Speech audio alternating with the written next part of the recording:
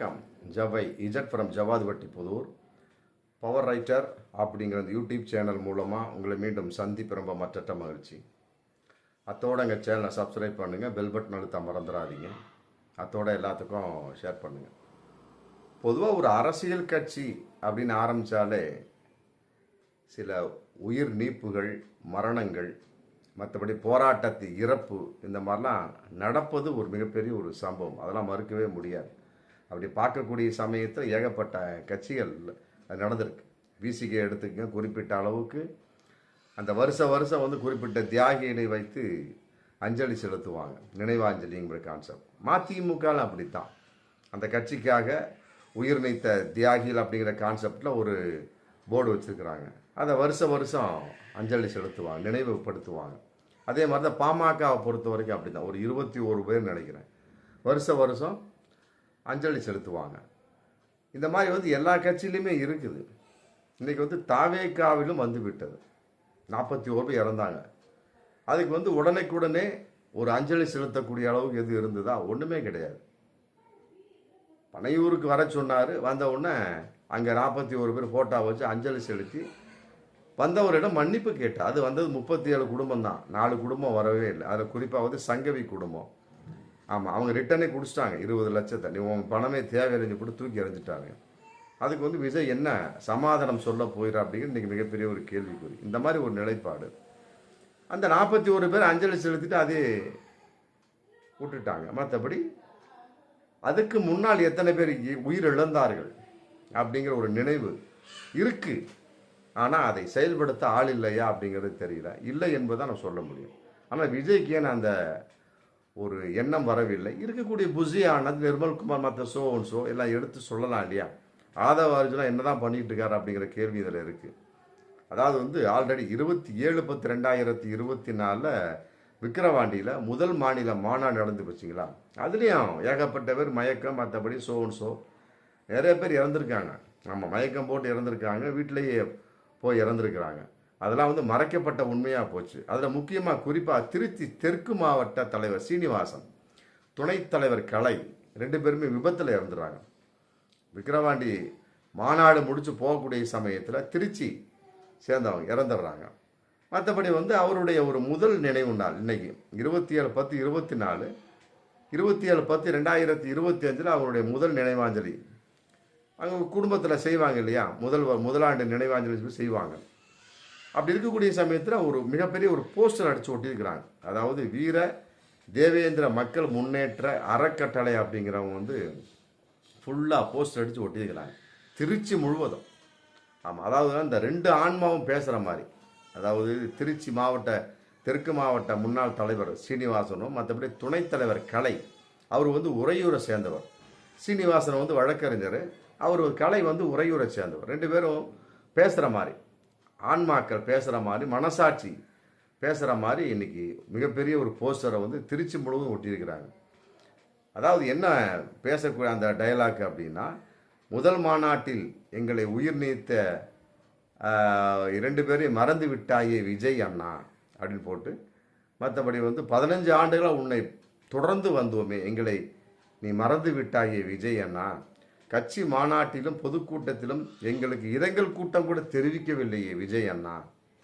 அதான் உண்மை. ஏகப்பட்ட கட்சிகள் பார்த்தீங்கன்னா இறந்தவங்கள உடனே தெரிவிச்சுட்டு ஒரு மரியாதை செலுத்தி அப்புறம் அடுத்த ஸ்டெப்புக்கே போவாங்க. இந்த கட்சி என்ன கட்சினே தெரியல. பொது நிர்வாக குழு கூட்டினா தலைவர் கிடையாது, மற்றபடி ஒரு விஷயம் அப்படின்னா ஓடி ஒளிஞ்சிக்கிறது. அப்படிங்கிறப்ப இது என்ன தாவேகாவா இல்லை தனியான வேறு ஏதாவது கழகமா அப்படிங்கிறது தெரியல.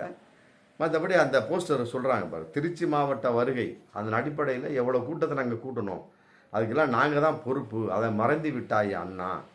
அப்புறம் வந்து கரூரில் இறந்தாங்க இல்லையா 41 பேருக்கு, நான் தத்து பிள்ளையாக கடைசி வரம் இருப்பேன்னு சொல்லிட்டு சொன்னியா அண்ணா, எங்களையா நான் மறந்துட்டேன், அந்த 2 பேர் சொல்கிறாங்களாம். அந்த மாதிரி வந்து மனசாட்சி பேசுகிற மாதிரி போஸ்டர் ஓட்டிருக்கிறாங்க. கரூரில் 41 பேர் இறந்தாங்க, அவங்க நான் கடைசி வரைக்கும் தத்து பிள்ளையாக இருப்பேன்னு சொல்லிட்டு உறுதிமொழி கொடுத்தாயா அண்ணா, 5 லட்சம் இன்சூரன்ஸ் கொடுத்தாயா அண்ணா, 5000 உதவித்தொகை கொடுத்தாயா அண்ணா, 20 லட்சம் பணம் கொடுத்தாயா அண்ணா, எங்களுக்கு ஒன்றுமே கொடுக்கலையா அண்ணா, எங்கள் குடும்பத்தை மறந்து விட்டாயா அண்ணா, என்ன அப்படின்னு சொல்லிட்டு எங்கள் ஆத்மா உங்களை வழி நடத்தும் அப்படின்னு சொல்லிட்டு 8 முறை விஜய் அண்ணா வரக்கூடிய அளவுக்கு அந்த போஸ்டர் போட்டுக்கிறாங்க. இதை வந்து அந்த பகுதியில் உள்ள மக்கள் படித்து பார்த்துட்டு கண்ணீர் மல்க. இல்லை இந்த டைலாக்கை படித்தா நமக்கே வந்து கண்ணீர் வருது. எல்லாத்தையும் நினைவு கூறுறீங்க, 41 பேர் நினைவு கூறுறீங்க, மற்றபடி எங்களையும் விட்டீங்க. நாங்கள் வந்து அந்த மாநாட்டிலேருந்து வரக்கூடிய அளவுக்கு அந்த அப்போ தான் இறந்தோம். நாங்கள் வந்து வீட்டில் உட்காந்து இறக்கலையே, மாநாட்டுக்கு வந்தவர்கள் ஏற்பட்ட விபத்தில் நாங்கள் அப்போ எங்களுக்கு என்ன ஒரு நினைவாஞ்சலி இருக்குது? ஒன்றுமே இல்லையே. இது குடும்பம் சாதாரணமாக இருக்குது, எதிர்பார்க்கக்கூடிய விஷயம் தானே. அப்படிங்கிறப்ப இது என்ன ஒரு நிலைப்பாடு? அப்போ நாங்கள்லாம் மனுஷங்க இல்லையா? தாவேகா நிர்வாகிகள் இல்லையா? தாவேகா தொண்டர்கள் இல்லையா?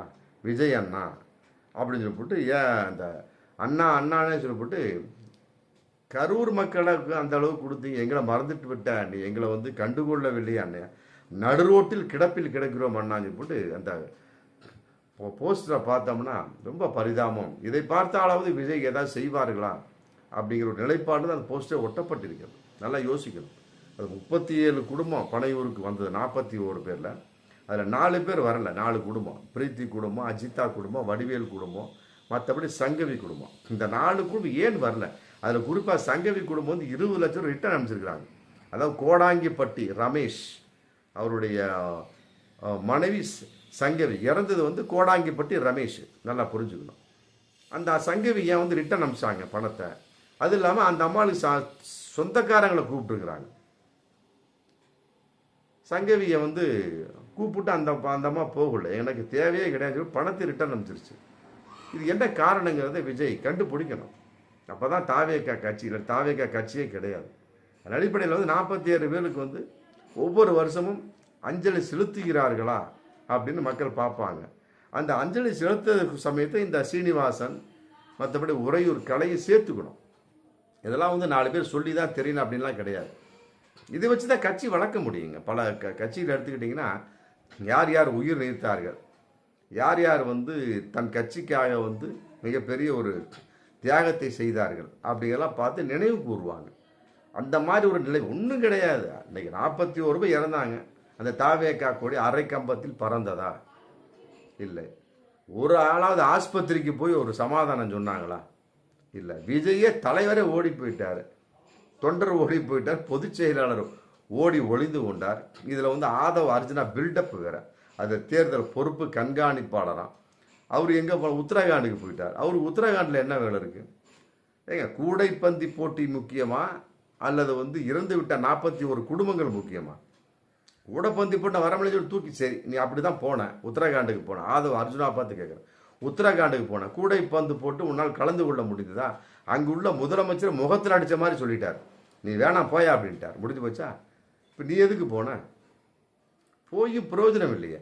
அதை இங்கே பயன்படுத்தியிருந்தீங்கன்னா கூடைப்பந்து போட்டிக்கு நான் போகிறதுக்கு வந்து அழைப்பு என்றாலுமே எங்களுடைய நிர்வாகிகள் தான் கட்சி தான் முக்கியம், நான் போக மாட்டேன், 41 குடும்பங்களுக்கு நான் உறுதுணையாக இருப்பேன் சொல்ல முடிந்ததா? தைரியம் இருக்குதா? இனிமேலாவது செய். ஆதவ் அர்ஜுனா பார்த்து சொல்கிறேன், இது மாதிரி செய்யுங்க, எல்லாரும் சேர்ந்து செய்யுங்க. 41 பேருக்கு அஞ்சலி செலுத்துங்க. மற்றபடி இந்த இறந்து போன அவங்களுக்கு சீனிவாசன் வழக்கறிஞர் உறையூர் கலைக்கும் அஞ்சலி செலுத்துங்க. மற்றபடி யாரெல்லாம் உங்கள் கட்சிக்கு உறுதுணையாக இருந்து உங்களை விட்டு பிரிந்தார்களோ கண்டுபிடிங்க. கண்டுபிடிச்சி ஒரு போஸ்ட் இது நினைவாஞ்சலி மாதிரி டெய்லி ஒவ்வொரு வருஷமும் செய்யுங்க. இது பாருங்கள், நாத்தாக்கா சீமான் பாருங்கள், ஒவ்வொரு ஏதோ ஒன்று வாரத்துக்கு ஒரு போஸ்ட் அடிச்சுக்கிட்டே இருப்பாங்க. இவர்களை நினைவை நாங்கள் நினைவு கூறுவோம், வீர வணக்கம் செலுத்துவோம். பிசிகா பொறுத்து நாங்கள் வீர வணக்கம் செலுத்தும் போஸ்ட் ஓட்டுவாங்க. சீமானை பொறுத்த வரைக்கும் இவர்களை நினைவை நாம் போற்றுவோம், வஉசி நினைவு கூட போட்டுறாங்க சீமான். இதெல்லாம் வந்து மிகப்பெரிய ஒரு கட்சி வளர்க்கக்கூடிய ஒரு ராஜதந்திரம் இது. இந்த தந்திரம் வந்து தாவே காலம் கிடையாது. எல்லாம் தூங்கிட்டு இருப்பாங்க போல இருக்கு. இறந்துட்டா கூட தூங்குனீங்க அப்படின்னா இப்படி வருங்கூடவே காலங்களில் வந்து எத்தனை தொண்டர்கள் வந்து உங்கள் கட்சிக்கு வந்து மிகப்பெரிய தியாகத்தை செய்ய போகிறார்கள். நல்லா யோசிக்கிறது. 4 குடும்பத்தை விடாதீங்க. 41 பேரில் 37 குடும்பம் தான் வந்திருக்குது. 4 குடும்பத்தை விட்டுறாது. குறிப்பாக சங்கவி குடும்பம் ஏன் அவர்கள் வரவில்லை? அது கட்டாயமாக அது விசாரித்து 20 லட்சத்தை அவங்களுக்கு திருப்பி கொடுத்து சமாதானப்படுத்தி, ஆமாம் அவர்களை உங்கள் கட்சிக்குள் கொண்டு வருகிறீர்களோ இல்லையோ அவருடைய மனது வந்து குளிர வைக்கக்கூடியது விஜயினுடைய ஒரு மிகப்பெரிய ஒரு ஏற்பாடு. மற்றபடி வருஷம் இதான் நினைவாஞ்சலி பண்ணுங்க. நினைவாஞ்சலி பண்ணி உங்களுக்கு உண்டான ஊரெல்லாம் தமிழ்நாடு ஃபுல்லாக போஸ்டர் விட்டுங்க. ஒரு மிகப்பெரிய ஒரு ஒரு உங்களை நினைவு கூறக்கூடிய அளவுக்கு, உங்களை மறக்க முடியாத அளவுக்கு எதாவது பண்ணிக்கிட்டே இருந்தீங்கன்னா தான் தாவேக்கான ஒரு கட்சி இருக்கும். இல்லைன்னு வச்சுங்க, டிஜிட்டலில் உட்காந்துட்டு பனையூரில் உட்காந்து அடிச்சுட்டு உட்காந்துன்னு வச்சுங்க, அவ்வளோதான். அங்கேயே உட்காந்துக்க வேண்டிதான். ஒரு ஓட்டு கூட விழாது. பார்ப்போம் மீண்டும் அடுத்த வீடியோ. நன்றி.